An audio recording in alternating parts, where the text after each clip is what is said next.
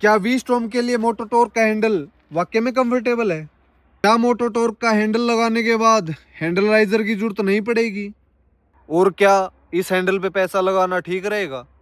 Handle चाहे मोटो torque का हो या फिर सुजुकी का स्टॉक हैंडल हो, अगर आपको हैंडल की हाइट बढ़ानी है तो राइजर लगवाने ही पड़ेंगे, वरना खाली हैंडल बदलने से हैंडल की हाइट नहीं बढ़ती। You are watching Mastana Musafir YouTube channel, और आज मैं लगाने वाला हूं अपनी सुजुकी वी स्टॉर्म में मोटो टॉर्क का हैंडल बार। मेरे पास दोनों है, ये स्टॉक है, ये मोटो टॉर्क का है, और स्टॉक वाले में जो राइजर हैं वो भी लगे हुए हैं, और ये राइजर मैं मोटो टॉर्क में भी लगाने वाला हूं। उससे पहले हम हैंडल का फर्क देख लेते हैं कि कितना क्या है हैंडल में फर्क। तो ये है मोटो टॉर्क का और ये है सुजुकी का वी स्टॉर्म का स्टॉक हैंडल। तो ये ऊपर से व्यू है, और अभी साइड वाले से भी देखते हैं। जो इधर वाला है वो है सुजुकी का, और जो अगला है वो है मोटो टॉर्क का। तो तुम्हें दिख रहा होगा जो ये हैंडल है ना, ये लास्ट वाले पॉइंट हैं, ये ऊपर की साइड उठे हुए हैं और सुजुकी वाले की नीचे की साइड है। बाकी सेम मैंने उस पर लगा रखे हैं। ये है सुजुकी का और ये है मोटो टॉर्क का। ये हैंडल थोड़ा सीधा है जो मोटो टॉर्क का है, सुजुकी का है वो अंदर की साइड बैंड है, तो ये हल्का सीधा है। और ये कुछ ऐसा व्यू है इसका आगे की तरफ से, आगे वाला मोटो टॉर्क का, पीछे वाला सुजुकी का। जो मोटो टॉर्क का हैंडल है सेम ही सेम है, हाइट भी सेम है, सब कुछ सेम है, बस ये लास्ट की साइड से ऊपर की तरफ उठा हुआ, और कुछ इसमें फर्क नहीं है। थोड़ा सा ये गला थोड़ा ज़्यादा चौड़ा है इसका मोटो टॉर्क का, और इसके अलावा कुछ फर्क नहीं है। तो भाई चलिए अब इसको फिट करते हैं अपनी सुजुकी में, देखने वाला हूँ मैं क्या होगा इसमें। हमें इसके हैंडल का सारा कुछ उतारना पड़ेगा, ये बटन स्विच सब कुछ, ये भी नकल गार्ड भी, शीशे भी, सब कुछ उतारना पड़ेगा। तो फटाफट उसको उतारते हैं और फिर अपना हैंडल निकालते हैं। ये चाबियां हैं जो तुम्हें चाहिए हैंडल बदलने के लिए, उसमें एल की हैं, 8 की और 10 की गोटी हैं, और एक स्क्रू ड्राइवर है। अगर ये गोटियां नहीं हैं तो इसके अलावा तुम चाबी भी यूज़ कर सकते हो, क्लच वायर खोलने के लिए और ब्रेक कैलिबर खोलने के लिए, तो उससे भी खुल जाएगा। अब ये स्विच के नट खोलने हैं, 2 नट होते हैं, एक आगे की तरफ और एक पीछे की तरफ। तो ये टाइट करते समय ध्यान रखना कि ज़्यादा टाइट ना कर दें। इसमें एक लंबा होता है और एक छोटा, तो छोटे वाला है वो आगे की तरफ है, लंबे वाला है वो पीछे की तरफ है। तो ये निकल गया हमारा। अब ये मुट्ठी निकालने में इसकी दिक्कत हो सकती है। इस मुट्ठे को या ग्रिप को निकालने का एक तरीका है, आप इसमें या तो WD-40 लगा सकते हैं या फिर इसमें आप रस्ट क्लीनर लगा सकते हैं। ये वाला है डाई का, मैं यूज़ कर रहा हूँ क्योंकि WD-40 नहीं है, ये अंदर से चिपकी होती है।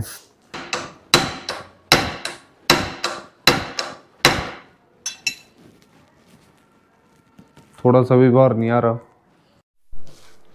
अगर आपको इसका ग्रिप अगर आप दूसरी ले सकते हैं तो इसको काट भी सकते हैं, पर इसको निकालना तो पड़ेगा क्योंकि हमको ये क्लच का जो कैलिबर है ये भी निकालना है। तो या तो काट के दूसरा लगाना है तो वो लगा सकते हैं, मेरे पास है नहीं दूसरा अभी, तो फिर मैं यही लगाऊंगा, इसी को निकालूंगा जैसे भी हो। जहाँ पर फ़ोन वगैरह का सामान मिलता है ना, उनसे ये ले लेना, इससे काम हो जाएगा। बल्कि ऐसा तो करना ही नहीं चाहिए यार, इतना टाइट थोड़ी देना चाहिए। तो काफ़ी मेहनत करने के बाद आखिरकार ये निकल ही गया भाई। देखो क्या हाल, कैसे चिपका रखा है अंदर, इतना बुरी तरीके से कौन चिपकाता है। मतलब हैंडल उतारना पड़ जाए तो कभी ये भी नहीं लेके आनी पड़ेगी। अब इसका हालत देखो तुम, ये हाल है, ये सारी जगह चिपकी हुई है बिल्कुल। ये देखो पूरा, कहीं से भी गैप नहीं, पूरी ये रबड़ भी कटी है अंदर, पर ग्रिप निकल गई पूरी। ये देखो हाल देखो इसका। चलो कोई नहीं, बस यही पार्ट है सबसे मुश्किल, फिर उसके बाद सब इजी हो जाएगा। अभी दूसरी तरफ का भी खोल लेते हैं, ये वाला भी। तो यही मेन था जो मैंने तुम्हें खोल के दिखा दिया, वो बिल्कुल इजी है।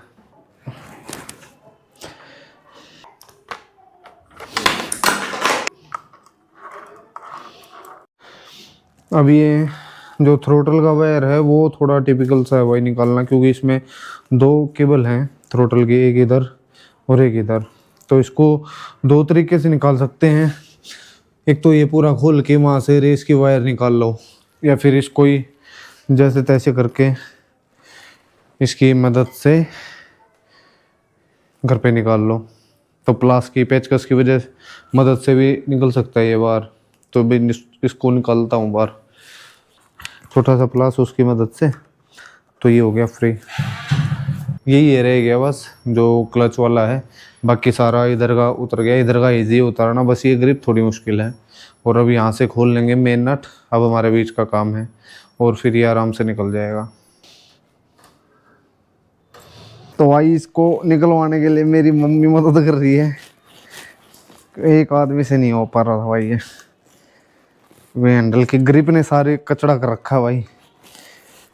बस निकल गया बस। थैंक यू माँ। तो मैंने जो क्लच की वायर थी वो डाल ली है यहाँ से। ये फिर भी टाइट है, इस साइड का हैंडल का थोड़ा है ही यार पंगा। तो अभी मैं इसको डाल लेता हूँ, राइजर फिट कर रहा हूँ, और इसकी राइड लेते हैं कल, क्योंकि अभी रात हो चुकी है, तुम्हें दिखेगा नहीं और मैं एक्सप्लेन भी नहीं कर पाऊँगा। तो रात को नहीं करेंगे, सुबह करेंगे, कल चलाऊँगा। एक्साइटेड तो हूँ मैं कि लगाने के बाद देखना है मुझे कैसी चलेगी भाई।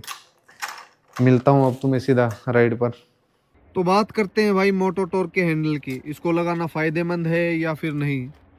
ये हैंडल लगाने के बाद भाई मैं अपने शहर रोहतक से दिल्ली गया था, लगभग मैंने 250 किलोमीटर चलाई है, तो मैं तुमको इसका रिव्यू दे रहा हूँ। इस हैंडल के कुछ प्लस पॉइंट भी हैं, कुछ माइनस पॉइंट भी हैं। स्टॉक के मुकाबले कंपैरिजन करेंगे तो वो भी आपको बताता हूँ कि लगवाना चाहिए या फिर नहीं लगवाना चाहिए। अब इस हैंडल के कुछ प्लस पॉइंट हैं, उनकी बात करते हैं। तो इस हैंडल को लगाने के बाद जो बाइक है वो थोड़ी बल्कि से लगती है, ऐसा लगता है कि हाँ बाइक है भाई, दिख रही है, जो कि स्टॉक हैंडल है उसमें नहीं लगता। दूसरा प्लस पॉइंट ये है कि इस हैंडल की बिल्ड क्वालिटी स्टॉक के मुकाबले ज़्यादा बढ़िया है। तीसरा प्लस पॉइंट ये है कि इसमें ये रोड है जो कि हमारे स्टॉक में नहीं है। अब स्टॉक में हम आफ्टर मार्केट भी लगा सकते हैं, 250 से 300 रुपये की आपको वो रोड मिल जाएगी, जिसे हम वाइब्रेशन रोड भी कहते हैं। पर इसका असली काम होता है भाई, अगर बाइक इधर गिर जाए या उधर गिर जाए तो यहाँ से हैंडल बैंड ना हो, तो इसलिए ये दी जाती है रोड। चौथा प्लस पॉइंट ये है भाई, यहाँ से और यहाँ तक जो हैंडल की लंबाई है वो आपको थोड़ी ज़्यादा देखने को मिल जाती है। तो आप ये स्विच हैं, जैसे मैंने ये जेजी का लगा रखा है और ये मैड डॉग का लाइटों का लगा रखा है, तो यहीं पर लग जाते हैं वो, यहाँ से जगह भी बच जाती है। तो आपको ये जो स्विच है यहाँ पर माउंट नहीं करने पड़ेंगे, यहाँ पर माउंट नहीं करने पड़ेंगे जैसे हमको स्टॉक में करने पड़ते हैं। तो ये फ़ायदा मुझे ज़्यादा लगा इस चीज़ का। अब बात करते हैं इस हैंडल के जो नेगेटिव पॉइंट हैं उनकी। पहला नेगेटिव पॉइंट इस हैंडल का ये लगा मुझे कि इस हैंडल को लगाने के बाद मुझे वाइब्रेशन फील हुई हैं। आगे से ये हिस्सा है विंड स्क्रीन वाला, ये हिलता है ऐसे ऐसे एक स्पीड पर, मतलब आप 4th गियर में हैं और आप डाउन से एकदम ऊपर उठा रहे हैं, तो स्टॉक के मुकाबले इसमें वाइब्रेशन फील होती हैं। दूसरा नेगेटिव पॉइंट इस हैंडल का मुझे लगा कि इसको इंस्टॉल करने के बाद ये जो बटन है ये नीचे की साइड चले गए हैं, ये बिल्कुल नीचे की साइड हो गए हैं। सेम ये वाला भी जो स्टॉक हैंडल में था वो बिल्कुल हाथ में यहाँ पर रहते थे, ये मतलब ऊपर की साइड थे, अभी ये नीचे की साइड टिल्ट हो गए हैं। अब इस हैंडल का तीसरा नेगेटिव पॉइंट ये है कि जो इसके यहाँ से ये टॉप उठी हुई है, जो हाथ अपना ऐसे हो जाता है, तो वो आपके शोल्डर में पेन करता है, जैसे मेरे में पेन किया, मुझे महसूस हुआ, तो मैं आपको ये बता रहा हूँ। इस हैंडल को लगाने के बाद कोई हाइट नहीं बढ़ेगी भाई, सेम हाइट रहेगी जैसे स्टॉक हैंडल की थी। इस हैंडल को लगवाने के पीछे मेरा मेन मोटो यही था कि मुझे इस रोड की जरूरत थी। अब लगवाने को तो मैं आफ्टर मार्केट भी लगवा सकता था, लेकिन वो भद्दी लगती था भाई। ये हैंडल के साथ मैच हो रही है, इसमें मैं वाइटेरा का जो वाटरप्रूफ बैग आता है, गैजेट बैग आता है, यहाँ पर लग जाएगा वो, तो देखने में भी बढ़िया लगेगी। अब कुल मिला के बात है भाई, मोटो टॉर्क का हैंडल लगवाएं या फिर स्टॉक रहने दें। मेरे एक्सपीरियंस से या जो मैंने फेस किया है उससे जानना चाहोगे तो मैं तुम्हें बताता हूँ। अगर बाइक का लुक बढ़ाना है आपको, जैसे ये है, बाइक बल्कि दिखानी है, तो भाई इस हैंडल की तरफ जा सकते हो। अगर आपको ऑफ रोड करना है या फिर आपकी जो राइड है वो 100 से 200 किलोमीटर रहती है, तो इस हैंडल की तरफ जा सकते हो। अगर आपको सेफ्टी ज़्यादा चाहिए और आप मेरी तरह जो वाइटेरा मतलब कोई सा भी बैग लगा लीजिए, आप कोई भी बैग जो गैजेट बैग है आगे लगाना चाहते हो और आपको रोड चाहिए, वाइब्रेशन रोड, तो आप इस हैंडल की तरफ जा सकते हो। अगर आपको टूरिंग करनी है या फिर आपको कंफर्टेबल ज़्यादा चाहिए तो मैं कहूँगा कि भाई इस हैंडल की तरफ मत जाओ, क्योंकि ये हैंडल ऑफ रोड के लिए कामयाब है पर टूरिंग के लिए इतना जो कंफर्टेबल है वो नहीं करता हमें, जितना स्टॉक हैंडल है वो कंफर्टेबल करता है। हाँ, पर इसका जो लुक है, जो मतलब आगे से लगता है कि बाइक चौड़ी है, इससे वो बढ़ जाता है बस। उसके अलावा मेरे को स्टॉक हैंडल इस हैंडल के मुकाबले ज़्यादा कंफर्टेबल लगा। तो यही था वीडियो में, आपको अच्छे लगी हो तो भाई तो कमेंट करना, लाइक करना, और आपके पास भी ये हैंडल लगा हुआ है या फिर आप लेने की सोच रहे हैं तो उसके लिए भी कमेंट करना।